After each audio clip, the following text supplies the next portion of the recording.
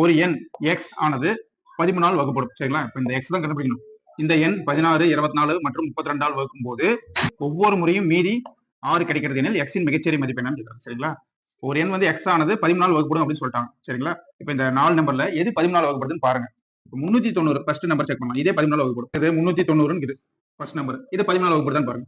14 வகுத்தீங்கன்னா 13, 33, 39. ஒரு 0 இருக்கு 0 சொல்லிக்கலாம். 30 மீதி வரல. கரெக்டா 30 வகுப்படு 30ன்னு வந்துருச்சு. சரிங்களா? அப்ப 30 × 13 தான் 390. அப்போ 390 14 வகுப்படுது. சரிங்களா?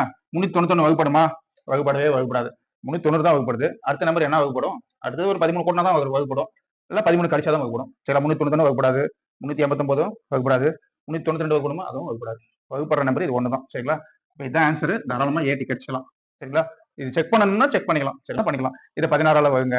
மீதி என்ன கிடைக்கும்? 6 கிடைக்கும். 24, 32 வகுத்தீங்கன்னா நம்மளுக்கு கிடைக்கும். சரிங்களா? தேவையில்ல இதே போதும். சரிங்களா? ஏ தான் ஆன்சர்.